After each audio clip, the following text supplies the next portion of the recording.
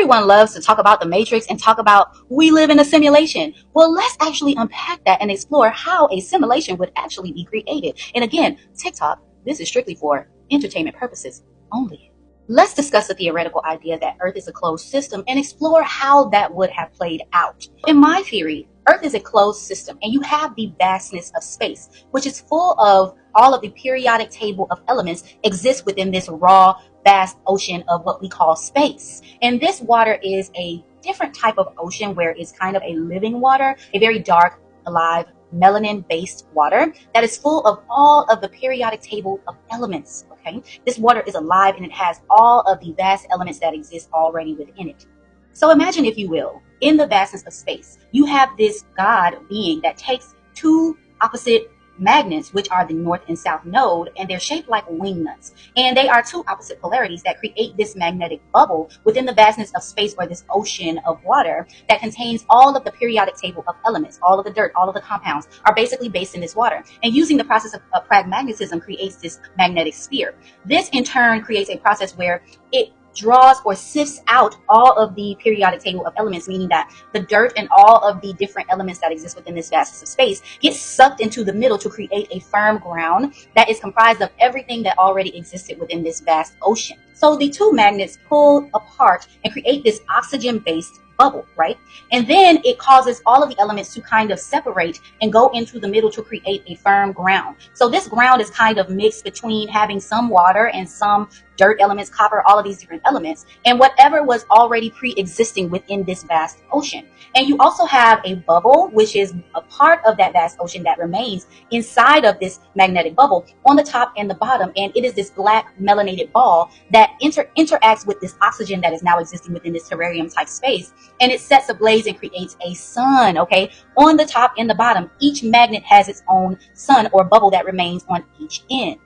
So let's read through Genesis a little bit, just a tad, so we can kind of validate what it is that I'm saying here. It says, in the beginning, God created the heaven and the earth was without form or void, and darkness was upon the face of the deep. So the deep, in my opinion, would represent the actual vastness of space, or this ocean, basically. And God said, let there be light, and there was light, and God saw the light, and it was good. So this is the process of magnetism, creating the bubble with the two magnets, dividing the waters from the waters, all happening simultaneously, because it goes on to say that let there be a firmament in the midst of the waters, which is basically this process of condensing all of the elements from the actual waters and creating this firm earth, basically, which has water and soil and all of the periodic table of elements that were sifted out of the vastness of space, or the void. So you have an earth realm at the top, and you have on the flip side an earth realm at the bottom. And because these are two magnets, they actually create a wormhole in the middle, okay, which is spinning within water, and it's kind of like a vortex, and it creates this toroidal type shape that creates a magnetic field within the bubble and all around. And this wormhole vortex that exists within the middle of energy pretty much creates gravity, which is centrifugal force, or G-force. So you have the flat plane, you have the two bubbles, which are the energy of the sun burning with the oxygen.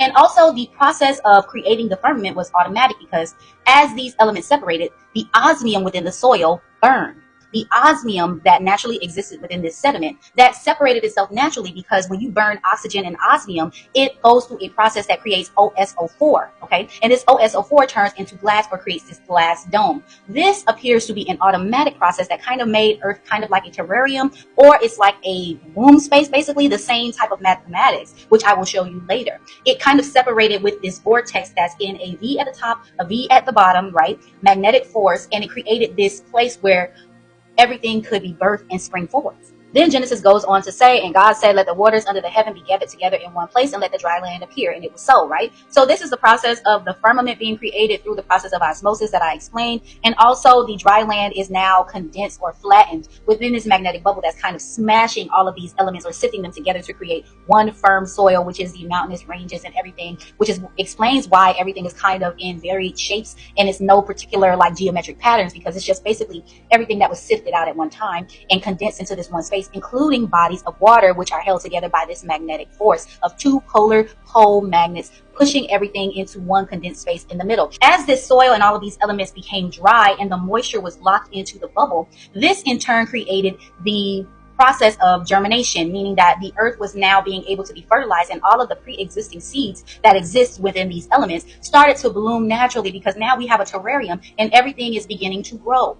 Then it goes on to say that earth brought forth grass and herb yielding seed after his kind, and every tree yielding fruit whose seed was itself after his kind. So it's basically saying within this vastness or this void, once everything was sifted out from the elements and condensed into one space and we created this terrarium, things started to naturally sprout and grow because you now have the environment of oxygen. You have this kind of moisture-based system. Now that the ground is drying, you have this natural process that is starting to create the trees and all of the different living organisms that begin to sprout on planet Earth. This is what Genesis is explaining. Then it goes on to talk about the lights in the firmament and the heaven to divide the day from the night and let them be for signs and seasons and for days and years. This is the actual description of the creation of the light grid or the simulation. So scientists using carbon dating and fossil dating to kind of gauge the age of the earth and saying, oh, these particular things are millions of years old is not accurate in my theory.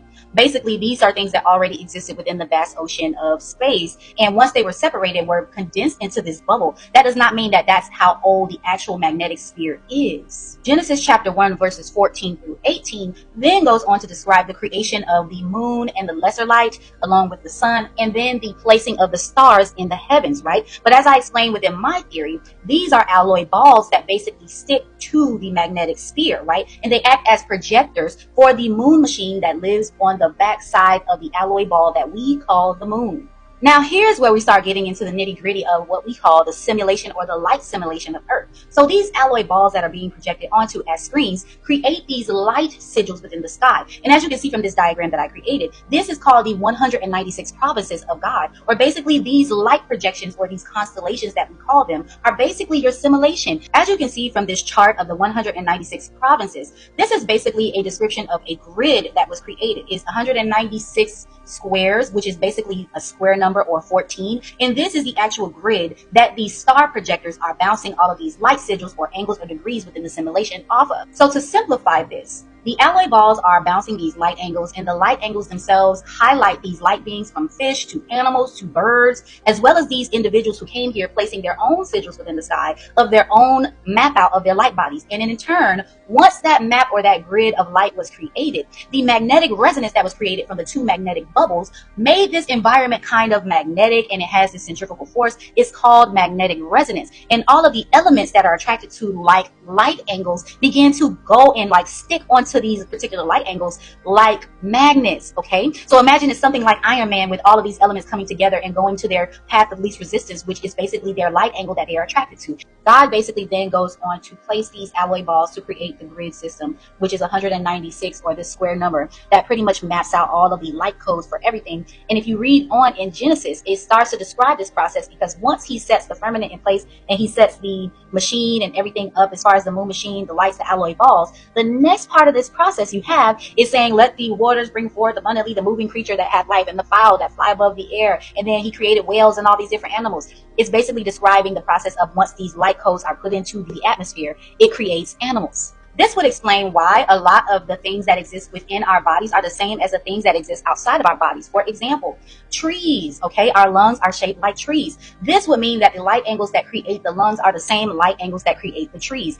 And naturally, what happened in this simulation of light, the elements begin to attract themselves or kind of stick to these light angles based on the numerical value of their lightness. So, you know, whatever we're created out of as far as our skin, you know, copper and the different minerals that kind of cleave onto us within this magnetic resonance of a field, which is the Earth terrarium or Earth sphere, everything kind of formed or shaped to its own likeness. This is what encased us in matter.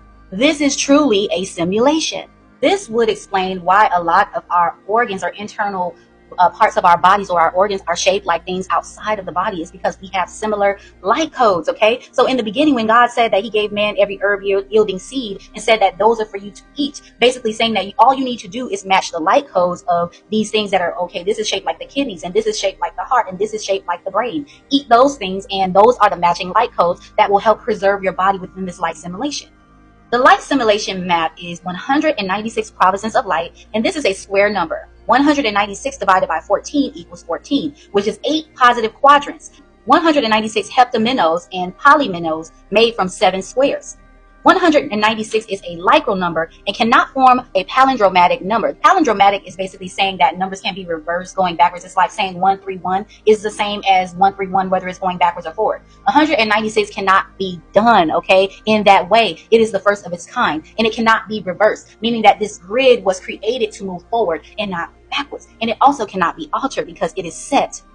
The next thing that happens once these lights are placed in the sky and the projection machine is created, the light angles themselves are then created, and then all life springs forward. This is the next thing that happens within Genesis. As soon as that happens, you have the creation of everything that is living. All the animals begin to come alive because now they are being encased in matter magnetically after their light codes are created. Okay, and this grid that is bouncing all of this light together pretty much allows every form of these different light beings to kind of manifest themselves. So we're talking about the light codes being the beings and the matter encasing them in matter. So in essence, the stars themselves are just a reflection of your energy. So everything that's being simulated through this light grid is now springing forth naturally because the light is bouncing off of it. And everything that should exist will begin to exist because the magnetic resonance of Earth's magnetic sphere is now allowing matter to be attracted to these light angles or beings that pre-existed.